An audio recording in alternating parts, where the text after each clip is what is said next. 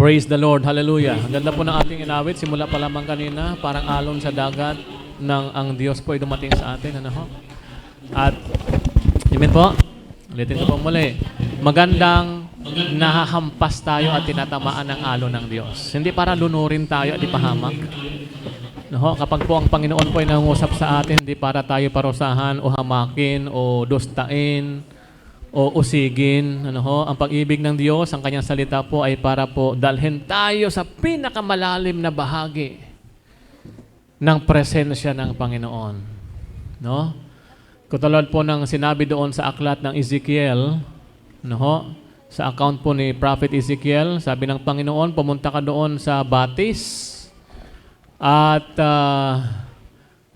basain mo ang iyong paa ng sa sakong hanggang sa tuhod po, ano ho, hanggang sa pinakamalalim na bahagi po nung body of water na yon. Kasi nung nasa sakong pa, sakong ito po, sakong ba to? Bukong-bukong. Saan yung sakong? Ilalim. Sabi, ang ganda pa nung lakad nung tao nung nasa sakong pa siya. Lumubog ka pa hanggang sa tuhod. Nung nasa tuhod na po yung tao, masyadong nakakagalaw pa rin. Nararanasan nyo naman yun, di ba? Pag nasa dagat tayo o nasa ilog, pag hanggang tubig lang, nanginginas pa nga tayo pag mga ganyan eh. Pero pag lumubog na tayo hanggang tuhod, ang hirap na minsang lumakad. Lalo na pag malakas ang alon. At hanggang bewang, mas mahirap na. At hanggang liig. Ang hirap na nun, di ba? Ganun ka na nun sa ilalim eh. Hindi mo na magagawa ang gusto mong magawa. At hindi mo na kayang puntahan yung gusto mong puntahan. Ang nasusunod doon, kung gaano karami po yung body of water na sumakop sa'yo. Siya na ang nasusunod. Kaya kung hanggang sakong-sakong pa lang yung body of water, magagawa pa yung gusto mo. Hanggang tuhod pa lang. Pero yung hanggang liig na, yung tubig, siya na yung nagmamaniobra sa'yo. Yung kanyang alon, yung kanyang agos na ang nasusunod sa'yo. Tama po? Pag nasa tubig tayo, kaya ang awit kanina, napaka-anointed, parang alon sa dagat na ikay dumating. Pak! Dumating talaga sa Lord sa atin. Alon eh. Pak! Inampas tayo, di ba? Diyan na po nakaranas po ng na-encounter niya ng Panginoon. Pwede bang pakitaas po ang kamay? Hallelujah. Maraming hindi naka-encounter, magpa-salvation kaya muna tayo. No, lahat to tayo, wala pong nilalagpasan ng Panginoon, kinakausap tayo ng Panginoon at nababahagi ang salita ng Diyos sa atin. Hinampas tayo ng Panginoon parang alon sa dagat. Nang siya po ay dumating sa atin at unti-unti pong pinaparana sa atin ng Panginoon ang kanyang pag-ibig sa maraming kapamaraanan. Ang pag-ibig ng Diyos po ay pinaparana sa atin sa maraming kapamaraanan. Minsan sa pagbibigay, minsan sa pagtuturo sa ating maghintay. Pag-ibig yun eh. No, pag-ibig yun yung pinaghihintay tayo kasi tinuturoan tayo nung magtiwala. At inaantay natin yung time and chance. Yung waiting, time and chance yung equivalent nun. Dahil yung buhay po natin, time and chance lang. Pag dinatnan ka ng tamang timing tsaka tamang chance, wow, ganda nun. Pero pag wala ka sa timing, bumpanis yung buhay natin.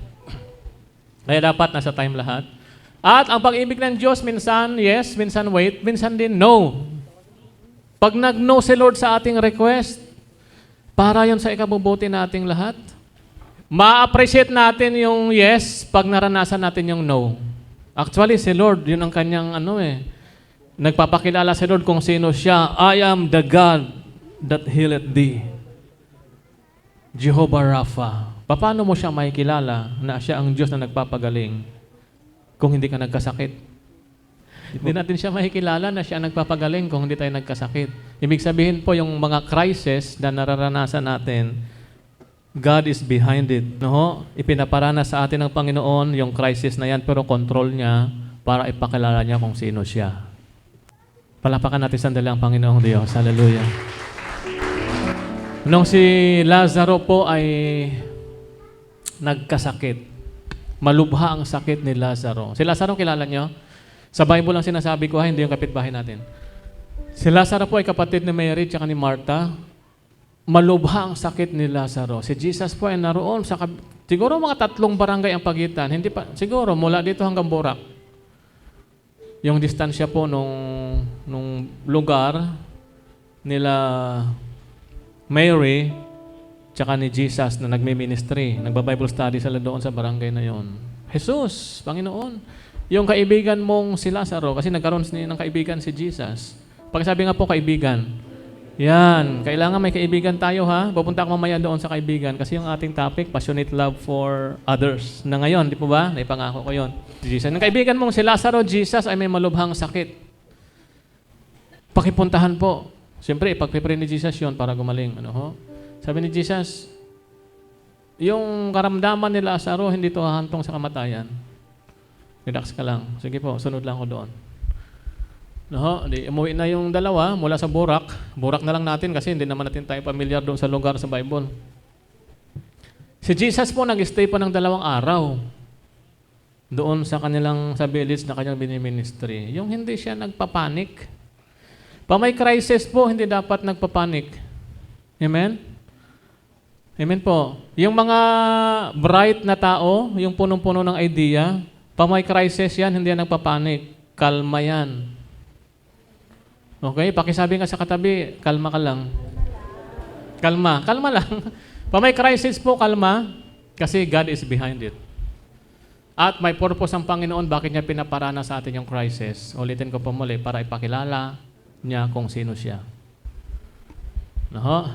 So, i-embrace natin yung crisis kasi na-embrace na rin natin yung God behind it. Nasa likod ng crisis ang ating Panginoon. So, after 2 days po, malubha ha. Pag sinabing malubha, minuto lang yung usapan doon. Pwedeng ma-isdead yun. Pero nakakalma lang si Jesus. Ang sabi niya, yung sakit na yan, hindi yan nahantong sa kamatayan. Panghawakan mo na yun, Mary, yung sinabi ko.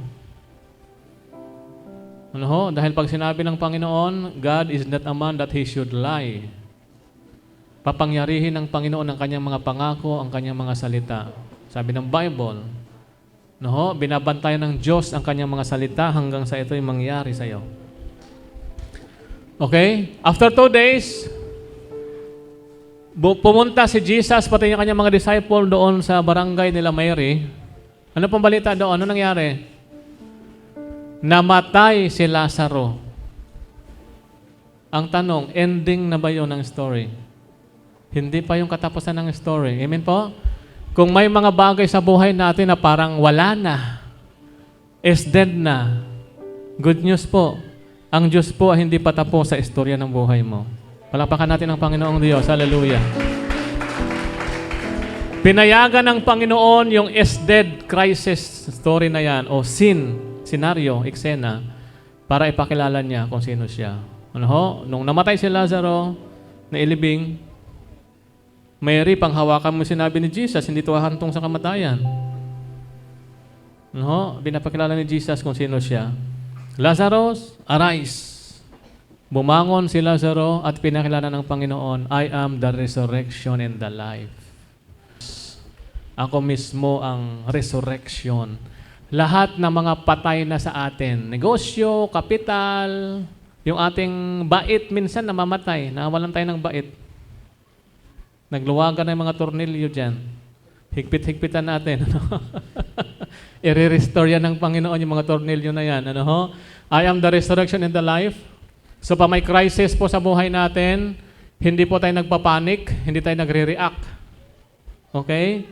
Tayo po, kalma lang. Kalma ka lang. Porte ng Panginoong ikalma lahat ng mga bagyong dumarating sa buhay natin. Inuutosan niya actually yung mga bagyo para kumalma.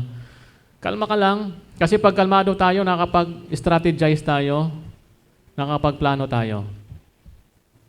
Okay po, Christians, para hindi tayo mukhang laging talo, laging lugmo, Kristiyano pa naman ako, laging may crisis, laging may poverty, laging may trials, laging may hardship, laging may lahat. I-embrace mo yun. I-practice po natin i-embrace yung mga crisis. Ano ho? Dalawa ang nangyayari noon. Anong una, yung crisis gagawin kanyang valuable person. Magniningning ka. Kasi nilikha tayo ng Diyos na fearfully and wonderfully made. Para tayong mga brilyante. At kapag sabuyan tayo ng mga putik, kaya na may mga crisis, kiss-kiss lang ang katapat nun.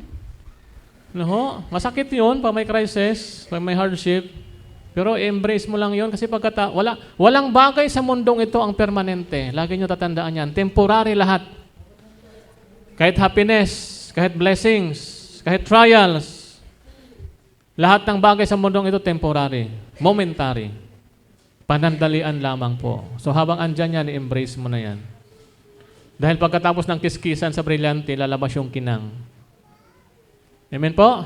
Lahat po ng istorya sa Bible, from cover to cover, titinan po natin, lahat ng tao na naging valuable at ipinakilala ng Diyos kung sino siya sa kanyang purpose, lahat yon may kaakibat na crisis. Para lang magbago yung tingin natin sa crisis, kasi marami ko napansin Kristiyano, pag may crisis, sinisisi na ang Diyos. Walang Diyos, nagsimba pa tayo, naging Kristiyano pa tayo. Ha? Baka hindi mo lang naintindihan. No? Hindi mo ba? Pag humarap tayo sa mga higanti ng problema sa buhay natin, doon tayo magiging valuable. Yung David na pang-alaga lang ng hayop, naging brilyante. Sa Malacanang na siya nararapat. Hari. Amen po? Why? Kaya niyang humarap sa mga crisis ng buhay. Pero yung takot ka sa responsibilidad, takot ka sa problema, takot ka sa challenges, takot ka sa battle, takot ka sa hardship, hanggang dyan ka lang talaga. Hindi ka na makakaalis dyan. Hanggang pagtanda ni David, nag-alaga siya ng tupa. Bakit? Ibahin natin ang istorya ha. Hindi siya humarap kay Goliath. Mababago ang istorya eh. Crisis, hardship ng ating buhay. Hinaharap yan, hindi yan iniiwasan. Okay? At hindi yan tinatalikuran. Punta tayo sa ating text. Mark chapter 12. Revival, a call to passionate love. Love for others as yourself. Okay? Love for others as yourself. Mark chapter 12, verse 30 po. Love the Lord, your God, with all your heart, and with all your soul, and with all your mind, and with all your strength. Ito po yung mayroon yung Joseph. Ito yung mayroon yung Moises na nakilala dahil sa crisis. Naho, kapag hindi po natin natutunang mahalin ang Diyos, bibitaw tayo sa Diyos kapag may crisis. Love the Lord your God. Love the Lord your God. Ito po yung ating angkla. Love the Lord your God with all your heart. Hindi half-hearted lang, hindi pa minsan-minsan, hindi pa sulpot-sulpot, hindi pa mood-mood lang. With all your heart. With all your soul. Pag sinabing soul, kasama dyan yung will, yung intellect, tsaka yung emotion. Lahat yun, suko yun sa Diyos. Para sa Diyos. And with all your mind and with all your strength, physical. No, habang malakas pa po tayo, hanggang kaya pa, ibigay po natin ang ating sarili, ang ating paglilingkod, ang ating pagmamahal sa Diyos. 31. The second is, pakibasa po, yan ang ating text. The second is, yan. There is no commandment greater than this. Wala nang hihigit pa sa mga utos na to sa buong Bible. Love your neighbor. Pangalawa yon, kanina, love the Lord. Ano ho? Ito yung mga great. Love your neighbor, pangalawa, as yourself. Love your neighbor as yourself. Mahalin daw natin ang ating kapwa. Hindi yung kapwa, ibig sabihin ng neighbor, as yourself. Yung standard ng pagmamahal sa kapwa, as you love yourself. Gusto ko mag-focus sa yourself muna. Ang hirap. You cannot give what you do not have. No? Yung maraming mga taong ang hirap-hirap magmahal kasi hindi nila naintindihan yung pagmamahal. Una. Pangalawa, hindi nila naintindihan na mahalin ang sarili. Love yourself. Doon tayo magsimula. Madali na lang yung love others eh. Sabi ng Bible, love your neighbor. Anong standard ng pagmamahal na yon sa kapwa? As you love yourself. Yan. Ano ho? So, tingin tayo sa standard. Tanong po sa inyo, gusto nyo bang mahal nyo ang sarili nyo? Mga pang grade 1 lang na tanong yan, patulan nyo na ako. Taas ang kamay. Class. Okay. Gusto nyo mahalin ang sarili nyo. Sige. Pangalawang tanong, Mahal nyo ba ang sarili nyo? Takas ang kamay. Class, very good. Okay? Mahal nyo ang sarili nyo. Sigurado ba kayong naipapakita nyo ang pagmamahal nyo sa sarili nyo? Taas ang kamay. Sigurado. Wala na masyado. Ano ho? Mahal natin ang ating mga sarili. Okay, tinan po natin to. Kasi gusto kong maging foundation natin yung ating mga sarili muna. Of course, no ho? Yung church, kung walang magmamahal sa ating mga sarili, kung hindi mo mahal ang sarili mo, sino pang magmamahal sa'yo? Kung iniisip mong wala nang magmamahal sa'yo. Aroy. Wow. For you created by inmost being, you knit me together in my mother's womb. Yung yan ang Panginoon. Ikaw ang lumikha sa akin, sa aking inmost being. Inmost being, yung attitude mo, yung ugali mo, yung karakteristik mo, yung nature mo, lahat-lahat.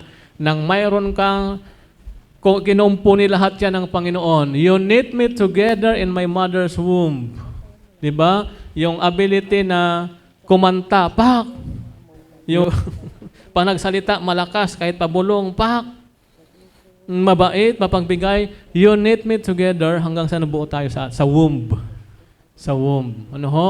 At magkakaiba po yung pagkakalikha sa atin ng Panginoon. Hindi po pare-pareho. Kahit kambal, magkaiba pa rin. Di ba napakagaling ng Panginoon? Yung ating thumb mark man tawag doon? Magkakaiba yun, pati yung mata natin. Di ba pag ini-scan yung mata, bakit mata? Iba-iba kasi yung retina, whatsoever, ano ho? Design ng ating mata. Pati yung thumb natin, walang magkakapareho. Sa dami ng tao sa balat ng lupa at nung unang panahon pa, ha? Biro mong hindi tayo nagiging magkamukha lahat. Kahit magkapatid, iisa lang naman ang nanay at tatay. Hindi po ba? Ang galing ni Lord, oh. Kung bakit tayo pinag-iba-iba. Next verse. Verse 14. I praise you because I am fearfully and wonderfully made. Your works are wonderful. I know that full well. Alam ko yung Panginoon. Thank you, Jesus. I praise you. Why? I am fearfully and wonderfully made. Pagka ingat-ingat kang ginawa ng Panginoon, yun po yung fearfully, hindi yung nakakatakot na horror, fearfully. Yung pagka ingat-ingat niyang kinumpuni ka, fearfully, and nabuo wonderfully made. Bible po, Diyos po nagsabi sa ating lahat, individual, magkakaiba man tayo, magkakaiba ng nature, hindi tayo magkamukha. Wonderful po tayo sa paningin ng Diyos at sa paningin po ng kalangitan. Okay po? Para mahalin natin ang ating sarili, wonderful pala ako. Tingnan mo ang katabi mo kung mukhang wonderful. Wow. Sa tingin mo lang yan, parang hindi wonderful. Ano ho, wonderful po tayo. Kaya, alam mo, bakit tumitingin, parang pangit yung tingin natin sa paligid. Hindi tayo nagmamahal. Kaya pinopromote natin ngayon yung love. Love. God is love. Paglikha sa atin ng Diyos, nakita niya, wow! Parang yung babying maliit, di ba? Ang cute-cute talaga ng anak ko. Para sa'yo, pinakamagandang nilalang to sa buong mundo. Totoo kaya yon? Ang totoo nun yung love mo. Kaya ang tingin mo, wow! Love others as you love yourself. Interconnection, di ba? Yung sinabi ng Panginoon. Pag nakita mo wonderful ang pagkalikha sa'yo ng Diyos, wonderful na rin tingin mo sa iba. Walang pangit na nilalang ang Diyos. Sabi dyan sa Biblia, your works are wonderful. Walang pangit na nilikha ang Diyos. Pakitingin po yung katabi. Wala palang pangit na nilikha ang Diyos. Sinong lumikha sa iyo? Joke lang po.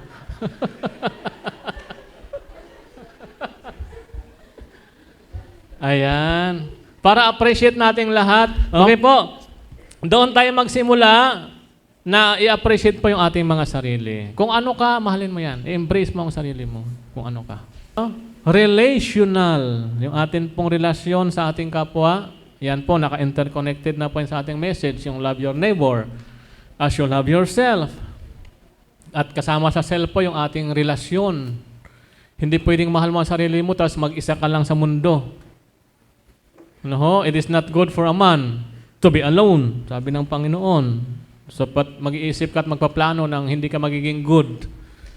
So, kailangan po mayroon tayong mga association. Okay? Spiritual, relational, ano pa po? Mental, physical, financial. 5 aspect lang po yan. Ano ho? Na isi-share ko sa atin at na-share ko yan before. Kung sisilipin mo, napakarami pang aspeto ng buhay natin. Pero ito yung 5 major aspect po na dapat ma-meet natin at sisilip tayo sa 5 aspeto na to. Mahal ko ba talaga ang sarili ko? Yun ang tanong ko kanina. Mahal ko ba talaga ang sarili ko? Kasi kung hindi ko talaga maintindihang mahalin, igawin ito sa iba. Okay, number 1 pa sa spiritual. Spiritual tayo. Love your soul. Kung talagang mahal mo ang sarili mo, mahalin mo ang iyong kaluluwa. Day. Meron tayong kaluluwa. Nahaharap sa Diyos balang araw. Anong ginawa natin sa buong time na ibinigay sa atin ng Panginoon? Love your soul. Sabi ng Mark chapter 8, verse 36 to 37. What good is it for someone to gain the whole world, yet forfeit their soul? Anong mapapala ng tao? Sabi diyan, makamtan mo man ang buong mundo. Sa pag-a-acquire, sa paghahabol, sa pagpoposes, sa pag-accumulate ng mga bagay-bagay na inubos mo na yung oras at isinintabi mo na ang iyong mga priorities. Or, what can anyone give in exchange for their soul? Anong may papalit mo doon sa iyong kaluluwa? Wala po. Nag-iisa lang po yung ating kaluluwa. Love yourself, paano? Love your soul. Doon mo magagawa yung love your neighbor. Mamahalin mo rin yung kanilang kaluluwa. Mapapahamak pala ang tao. Sisiran ko itong aking kapwa. Why? Nakita mo sa iyong sarili. Mapahamak rin pala talaga tayo.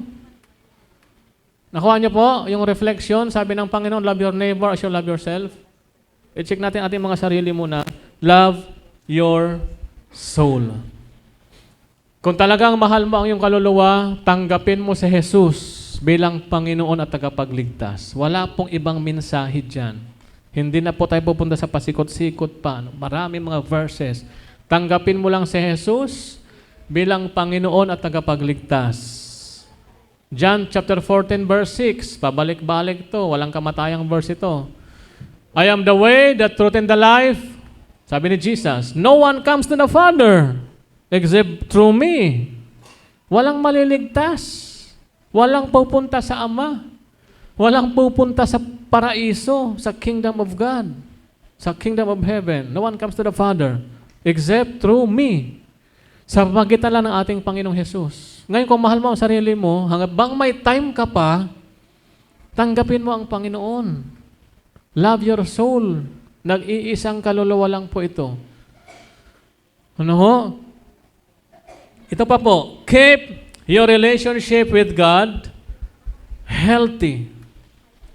Kung talagang mahal mo ang sarili mo, sa aspeto po ng spiritual, keep your relationship with God healthy. Gawin mong malusog ang iyong relasyon sa Diyos. Pag sinabing malusog, malayo sa sakit. Ano yung mga sakit na yan? Worldliness, wickedness, carnalities.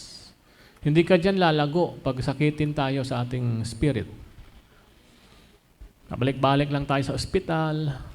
Di ba? Yung pabalik-balik ka na lang repent, the same sin, walang paglago doon. Pero tawarin ka naman ng Panginoon, kung mag-alala. 70 times 7 pa nga sabi ng Panginoon eh. At siya yung model noon. Keep your relationship with God healthy. That is how you love yourself. Kasi pag sinabing, mahal mo ba ang sarili mo, abstract masyado yon. Hindi mo mahahawakan, wala kang kapitan. Yes! Ang sagot. Pero paano? Oo nga, no? Paano nga ba? Ito po, hinimay-himay natin yung bawat aspeto.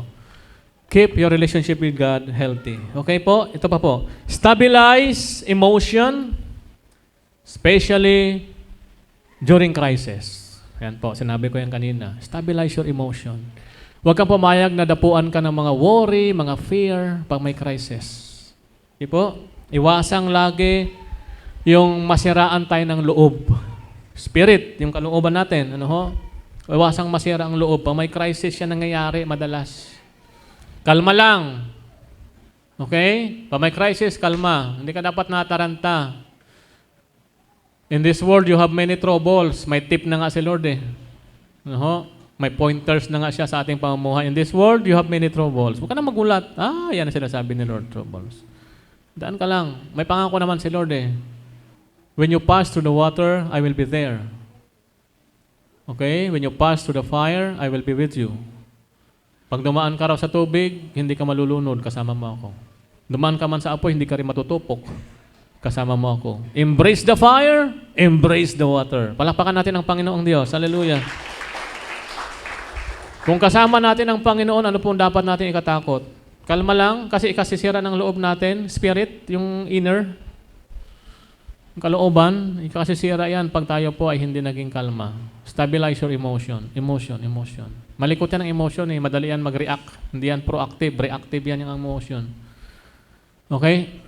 Spiritual. Number 2, relational. Ayan po. Ito na po. Love your neighbor as you love yourself. Okay? Sa relational, tandaan nyo po ha, social being din tayo. Hindi lang tayo spiritual being. Kanina spiritual tayo eh. Tayo rin po ay social being. Hindi pwedeng nabuhay ka lang mag-isa. We need each other. Kailangan ng tao ang tao. Tama po? Hindi ko kailangan ng tao. Anong gusto mo? Magtatrabaho lang ako, di magtrabaho ka mag-isa. Anong gagawin mong trabaho? Mag-isip ka nga kung walang kailangan tao. Ano? Make peace with everyone. Make peace with everyone. Hebrews 12, verse 14. Make every effort to live in peace with everyone and to be holy. Without holiness, no one will see the Lord. Without holy, nababantay ang puso mo, hindi ka naiinis, hindi ka nagagalit, hindi ka nagtatanim ng samang loob, hindi ka nagtatanim ng galit. No? Nagpapatawad tayo. Nagpapatawad. Pakisabi nga po, nagpapatawad. Yan. Ano? Last Sunday, nadaanan natin yan. Napakalaki ng ating kasalanan, kaya tayong i-cancel ng Panginoon ang ating mga kasalanan. Zero balance, walang outstanding balance. Pero at ang Diyos po ay the same manner ang ating gagawin sa ating kapwa. Make every effort to live in peace. Hanggat maaari, sabi diyan. Mamuhay kayo na may kapayapaan sa bawat isa. Walang kaaway, walang iniiwasan, walang tinataguan. Pag may utang, wag iiwasan. Wala ka ring peace dyan. Make every effort to live in peace. Mag-effort ka namang magbayad. Wala ka pa rin kapayapaan dyan eh. Yung may mga utang. Nakakagulat naman yung may mga utang, may kapayapaan pa rin. Wag umiwas. Harapin ang inutangan. Make every effort to live in peace. Brad, may akong utang sa'yo eh. Kaya lang ito pa lang yung aking kita ngayon. Harapin mo siya. Amen po. At makiusap ka sa Kanya. At ang Diyos po, ayaw niya na tayo pong mayroong outstanding balance sa kanino man. Nagpo-provide ang Diyos sa atin ng pambayad.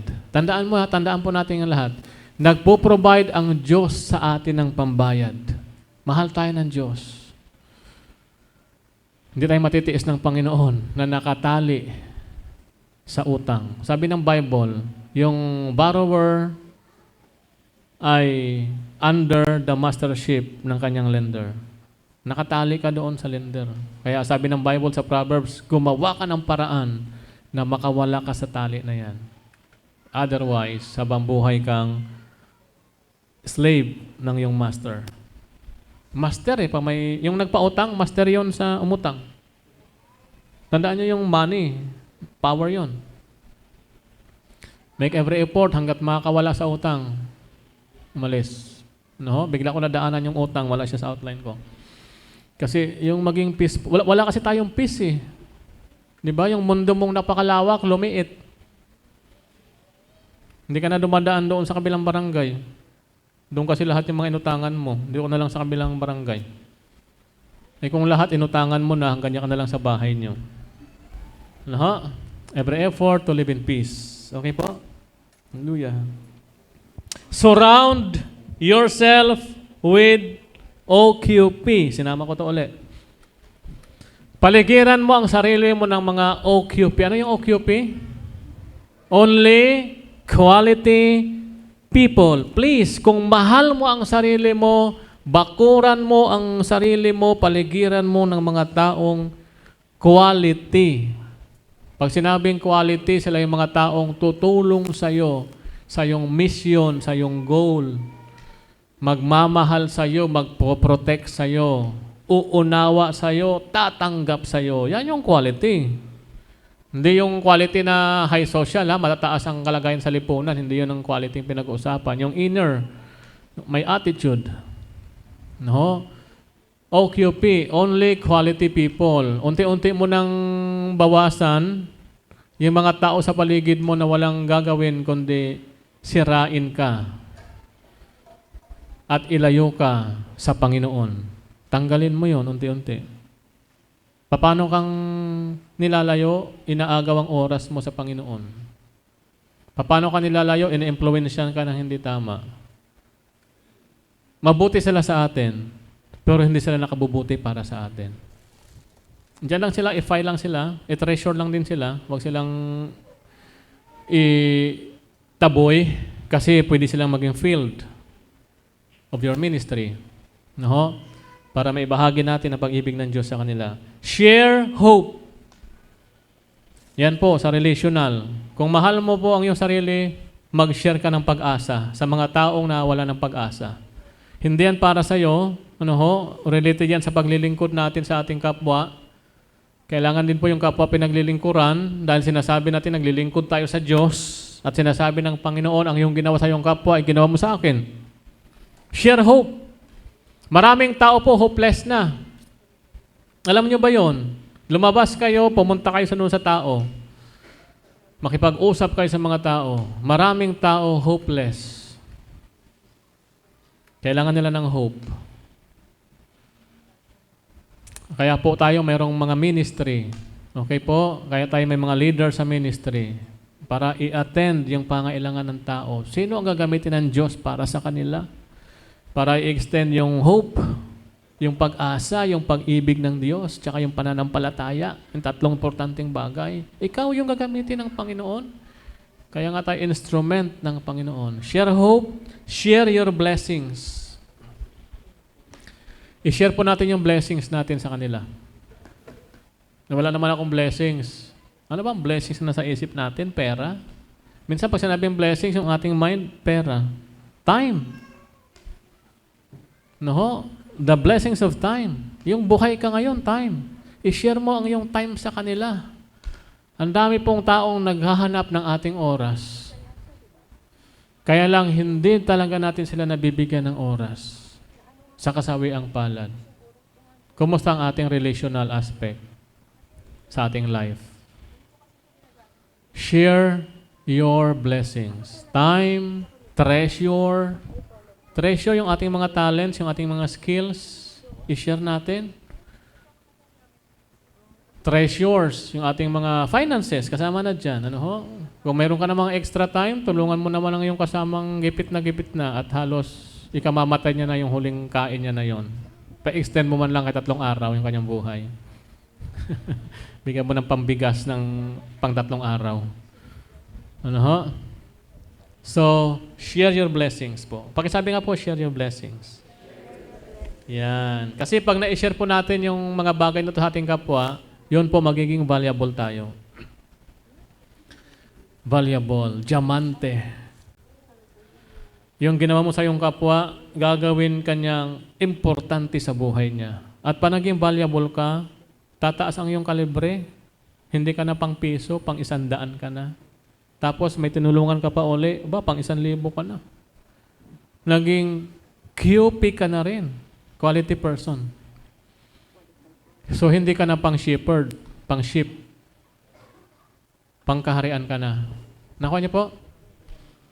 Kasi hindi tayo naging makasarili. Yung mga taong naging makasarili, mga pobreng tao yon. Poor in spirit. Poor in relationships. Lagi na lang nag-iisa, lagi na lang walang kasama. Okay? Pangatlo po tayo. Mental. Pakisabi po, mental. Ayan, mental. Sa mental aspect po, pursue idea. That is how you love yourself. Magpurso ka ng idea, mahal mo ang sarili mo, punuin mo ang sarili mo ng idea. Or, ilabas mo lahat ng idea ang naka-download dyan. Ang Diyos po, binigyan tayo, naka-download yon. I have given you the ability, capability, capacity. Yun din po mga ibig sabihin nun. Idea to acquire wealth. I have given you. Past tense, naka-download na. Kailangan na siyang mailabas para ma-promote tayo sa ating buhay. Ang iba po kasi tamad na tamad mag-isip. Tamad na nga kumilo sa physical, tamad pa rin mag-isip. I-practice yung ang mag-isip ng mag-isip. Exercise din yan eh. Yung lagi ka nag-iisip ng mga ideya. Yung mental works, ina-exercise yung mind. Kaya nga mayroong mga mental health din na mga seminars. Hindi yan pinatutulog yung mind. Parang katawan din yung mind. Ini-exercise, pinapagalaw, pinapalaki yung muscle. Ganon din yung capacity ng utak, ng brain, ng mind. Ini-exercise. Yung dati, ito lang yung kaya mo, ito lang idea mo, aba, lumaki. Yung utak mo, hindi lumaki ha, yung idea inside your brain. Ini-exercise po yan. Pilipino, Diyos ko Lord. Pilipino, I am proud to be a Filipino, di ba? Pero napapansin natin yung lahat nung tamad tayo mag-isip, palibhasa nga ang tagal na tayong naging alipin. Parang Israelites noong araw. Matagal ding naging alipin ng Egypt. Hindi na nag-isip ng idea kasi alipin eh.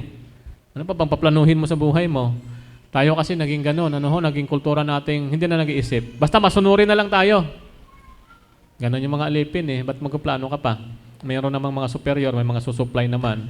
Meron naman tayong sasandalan. Nakalimutan natin na tayo pinalikha ng Diyos para maging isang leader. Leader po. Leader tayo. Pamahalaan ninyo itong mga nilikhang ito. Leadership yun. Mahala tayo. Manager. Leader.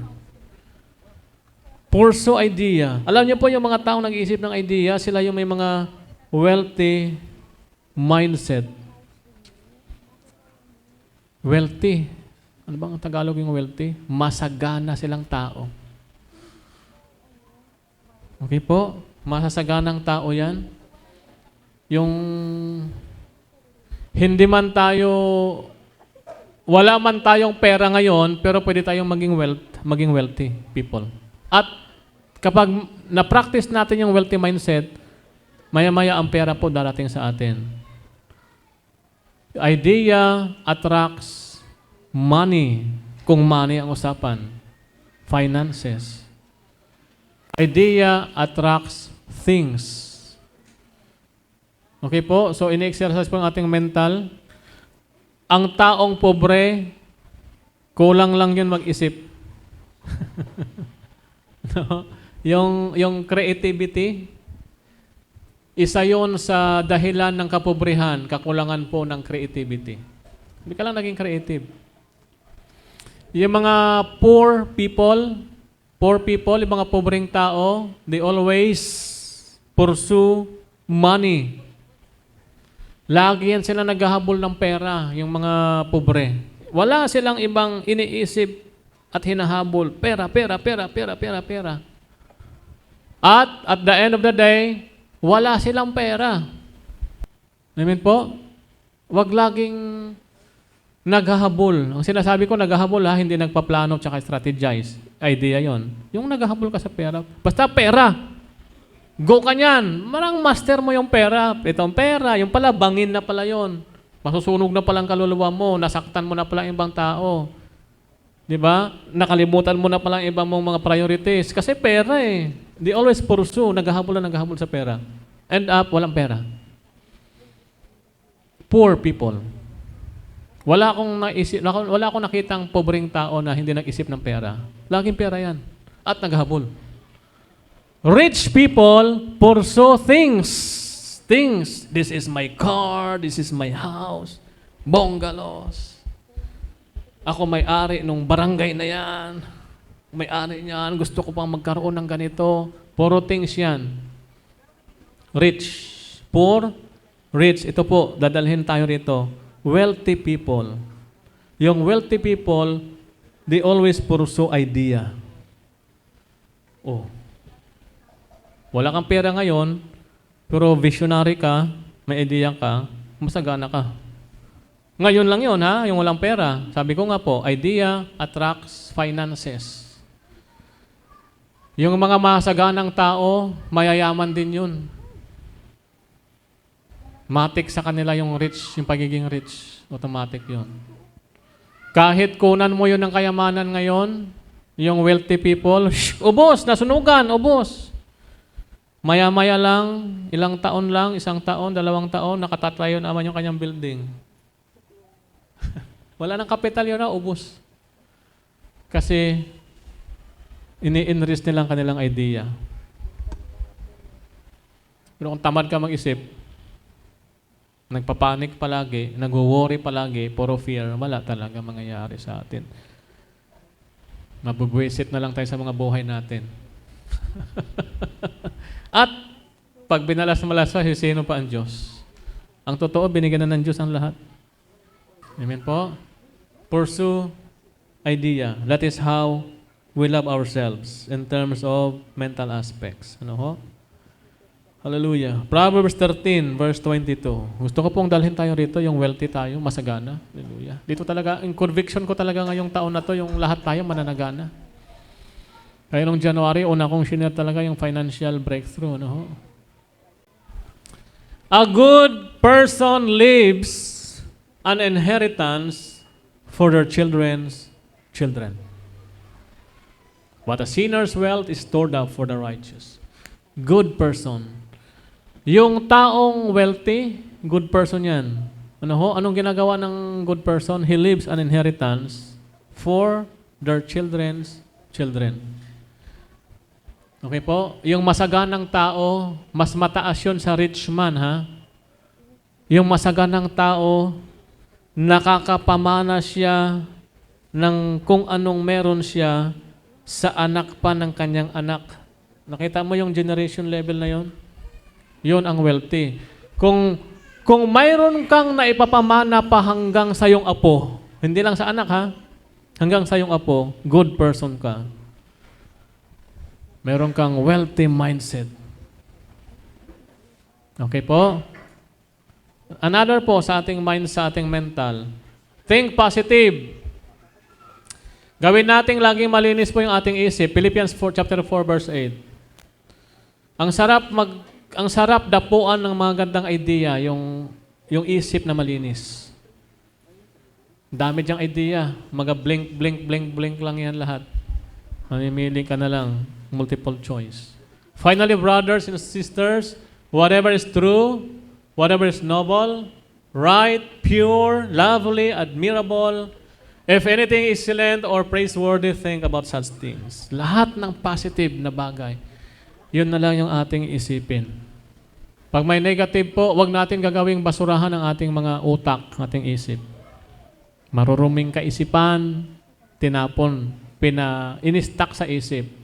Oh, anong ginawa sa isip mo? May virus yun, makukurap yun. No, marireformat lahat ng mga gandang na-file na sana doon. Ang dami mo ng magandang lesong natutunan. Pinasukan lang siya ng virus na pinatagal mo doon kasi ginawa mong basura ang utak mo. Healthy. So kung mahal mo ang sarili mo, huwag mong gawing basurahan ang iyong isip. Think positive. Para maintindihan natin yung pagmamahal sa kapwa, hindi ko rin siya bibigyan ng pagkakataon na makapag-isip ng hindi maganda. Wow, love sa neighbor yon. Bakit mo naintindihan yon? You love yourself. Paano? Hindi mo hinahayaan ang isip mo ay sisidlan ng mga pangit na bagay. Last, doon sa mental, enrich your knowledge. Payamanin po natin yung ating kaalaman. Habang buhay pa tayo, habang gumagalaw pa at habang kaya pa. Dagdagan ang mga kaalaman. Okay po? Enrich your knowledge. Okay, dalawa na lang to. Physical. Number 4. Let's get physical. Okay? Sa physical aspect po, keep your body healthy. Mahal mo ang sarili mo, gawin mong malusog ang sarili mo. Mahal mo ang sarili mo eh. Di ba? Keep your body healthy. Tanong ko sa inyo, natututukan nyo ba yan ang inyong health sa inyong katawan? O maya-maya tayo umiinom ng soft drinks kasi masarap. Akala ko ba mahal mo ang sarili mo? Ba't pinapainom mo ng lason araw-araw? Grabe yung sugar ng soft drinks, di ba? Anong sakit ang dinadala niyan? Diabetes. Papahinain ang ating immune system. Sarap eh. Hindi po lahat ng masarap pinapatulan. Ano ho? Yan. Paglagpas sa lalamunan yan, pababa sa esophagus hanggang sa stomach, wala nang lasa yon. I-absorb na ng katawan lahat ng ipinasok mo dyan. Okay? Iwasan lagi yung mga maalat. Maya-maya chichirya, maya-maya yung mga na-process na food. Akala ko ba mahal mo ang sarili mo? Bakit pinapatay mo ang sarili mo? Keep your body healthy. Mga drinks po natin, carbonated. Maging aware na po tayo, kahit bata pa. Keep your body healthy. Exercise. Palabasin ang mga nagngangalit na ng mga kolesterol sa loob. Sunugin yan yung mga kolesterol dyan. Okay? Palabasin na yung mga pawis. Yung pawis kasi kasama dyan yung mga toxins sa katawan. Toxins, yung namroblema ka, nakabuo siya ng toxic acid sa loob. Pupuntahin sa dugo, ilalabas ng pawis yun. Imagine kung hindi ka pinapawisan, kumusta naman? Tuyo na yung balat. May mga lumot na yung mga balat mo dyan. May mga talaban na. Walang exercise man lang. O tapos, I love myself. Oh, I love myself. Keep your body healthy. Di ba? So, hindi lang tayo spiritual, physical din tayo. Para pag pinahayo tayo ng Panginoon o pinapagawa ang Diyos, hindi mo sabihin, my spirit is willing, but my flesh is weak. Yan. Kakahilata mo, sige ka na lang kain. Keep your body healthy. Ito pa po. Keep your body clean. Gawin nating malinis yung ating katawan. My God. Basic yan, ano? Pang grade 4 yan. Kailangan pa bang ituro yan? Yes, hindi yan information. Reminder yan. Matatanda na tayo eh. Reminder kasi nakakalimot tayong lahat. Lego po. Internal tsaka external ha. Hindi lang labas ang ang nililinisan. Okay, magsuklay po ng maayos. Tinan yung katabi nyo kung nakasuklay. Diyos ko Lord. Sige nga, ituro na rin natin to kasi love yourself ang usapan natin. Suklay. Yung ibang walang susuklayin, hayaan nyo na. Ganon-ganon lang yan sila. No? Magsuklay, mag-toothbrush. My God. Ang haba ng toothbrush para may experience. No? Toothbrush mo. Para walang malunggay dyan na nakikita. Yung malunggay na ulam mo pa noong nakaraang linggo yan. Diyos ko, ang tagal na yun ha. Maganda po sa umaga, pagising, uminom ng maligamgam na tubig. Magandang advice po yon. Ginagawa ko yon pag naalala ko. Na-practice ko po yon. Ano ho? Maligamgam na tubig, patakan ng kunting-kunting asin. Lilinisin niya po yung mga dumi sa katawan. Toxins. Parang nag-exercise ka na rin nun. Saka tayo kumain. Okay? Saka magkape, saka mag-almusal. Okay po? So, mag-research kung paano mo pinangalagaan ang katawan. Sayang eh, we are fearfully and wonderfully made by God. Tapos sirain lang natin.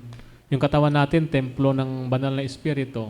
O last na tayo, financial aspect. Kung mahal mo ang sarili mo, magtrabaho ka para kumita. Kung kaya ha, kung kaya. Exempted dito yung sobrang tanda, sobrang bata, tsaka may sakit. Exempted yung tatlo na yan. Sobrang bata, sobrang matanda, may sakit. Kung wala pa, galaw-galaw, baka may stroke. Okay ba? Work! Dinesign ang ating katawan ng Panginoon para gumalaw, para magtrabaho. Exodus 20, verse 9 and 10. Di ba? Sabi ng Panginoon, magtrabaho kayo ng 6 days. Yung isang araw, okay? 6 days you shall labor and do all your work. Okay? Yung pang 7 araw, Sabat yun. Ibig sabihin ng Sabat, rest. Kaya sa mga kumpanya, may day off talaga. Kasi nakadesign tayo na magtrabaho for 6 days, pahinga talaga ang isang araw. Sa Bible yan galing. 6 days you shall labor. Pag na-violate natin yung principle na yan, at ang ginawa natin 6 days ka nag-rest, isang araw lang ang labor, pobre. O kaya pawitik-wetik lang yung trabaho, 3 days, absent na naman bukas. Pag tinamad, pag ginanahan, pasok na naman. 6 days talaga para umasenso tayo. 6 days you shall labor and do all your work. Kasama dyan yung mga businesses. Or business, work pa rin yun. Okay po, work. Kung mahal mo ang trabaho mo, magtatrabaho ka. Ang mahal mo ang sarili mo, magtatrabaho ka. Unang-una, na-exercise tayo mentally, emotionally, physically pa nagwo-work. Di po ba? Gumagalaw talaga yung living things eh. Pag hindi gumagalaw ang living things, napaparalyze. Kahit naman yung mga mikrobyo, pag hisilipin mo sa microscope, mga kitiki, gumagalaw talaga yan. Imagine mo kung hindi ka gumagalaw, living things ka rin. Paralyze. Okay? Work, dalawa lang to. Earn, mag-ipon.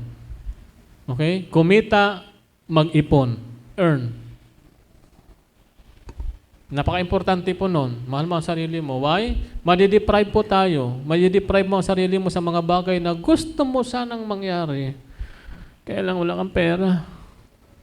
Diba? Spiritual ka na lang uli sa number 1. Lord, I pray. Pwede namang lahat ng yon ay kalooban ng Panginoon. At sasabihin mo na lang, silver and gold have I none, but I have Jesus in my heart. Okay naman yon. Pampamanhid din yon para hindi maramdaman yung financial aspect. Pero sabi ng Ecclesiastes chapter 8 verse 15, huling verse po to, last 2 verses. So I commend the enjoyment of life. I commend, sabi ni Solomon, pinakamatalinong tao. The enjoyment of life. Paano ka mag-enjoy? Gustong-gusto mo ng pagkain na yan, di mo mabili. Why? Wala kang ipon. Wala kang kita. Paano mo ititreat ang sarili mo? You love yourself, di ba? Okay? Work. Mag-ipon. I commend the enjoyment of life because there is nothing better for a person under the sun than to eat, drink, and be glad. Yan lang naman talaga para malasap natin yung buhay. Kumain tayo, uminom, magsaya, the joy will accompany them in their toil all the days of the life God has given them under the sun. Toil, work. Sabi ng toil, yung trabaho. Malasap mo man lang ang yung pinagtrabahoan, i-enjoy mo. E paano kung wala kang trabaho? Anong lasap? Ang yung matitikman, hapdi at kirot. Kasi meron ka sanang gustong regaluhan, wala kang pambili. Di ba? Na-deprive ba ang iyong emotion? Nasaktan mo ang sarili mo dahil lang wala kang pera. Tapos you love yourself. So as sa others po, ganun din. If you love yourself, if you love others, kung meron ka namang extra, magpa-burger ka naman. Di ba? Ganon din po yon, naging basihan yung sarili para malaman natin paano natin mamahalin ang ating mga sarili, ang ating kapwa. Sige po, tumayo na po tayo, manalangin tayo sa Panginoon. Hallelujah, salamat sa Diyos. Sa Kanyang kabutihan, mas naintindihan natin how we love others dahil naintindihan natin how we love ourselves. Okay po. I-review lang natin sandali sa ating pagmumuni-muni sa mensahe ng Panginoon. Make your relationship with God healthy. Gawin natin healthy, malusog ang ating sarili sa ating Panginoon. Sa mga nanonood po online, yung sa tingin mo parang hindi pa ako masyadong nakakilala sa Panginoon o may alinlangan pa ako. Love your soul. Mapahamak po yung ating kaluluwa kapag hindi tayo tumanggap sa ating Panginoon bilang Diyos, Panginoon ng ating buhay, ating Panginoong Jesus. Relational, kumusta po tayo sa ating mga katabi, sa ating kapatid, sa labas, sa community? Maayos ba ang ating relasyon sa kanila? Kung hindi maayos, make peace with everyone, sabi ng Bible. Simple lang naman yun eh. Love, ang bottom line nun. Mental. Mental po, palusugin ang ating isip. Huwag na mag-isip ng mga negative. Kasi kung lalagyan mo ng negative yan, ang iyong action magiging negative. Parang computer ang isip eh. Pag sinaksakan mo yan ng kung anong USB or flash drive ang nilagay mo, yun na rin yung magiging output niya. So kung gusto mong gumanda yung output ng buhay mo, saksakan mo siya ng magagandang thoughts. Okay po? Physical. Hingi tayo sa Panginoon ng tawad. Akala nyo ba yung sinasabi nating mga nagbibisyo, sinisira nyo yung katawan. Ay ikaw, wala, nagsusoft drinks lang ako. Tsaka nagchichirya. Tsaka lechon, yun lang naman, wala akong bisyo. Mas mabilis ang iyong pagharap sa Diyos kaysa doon sa mga nagbibisyo. Stroke, ano ho? Hashtag.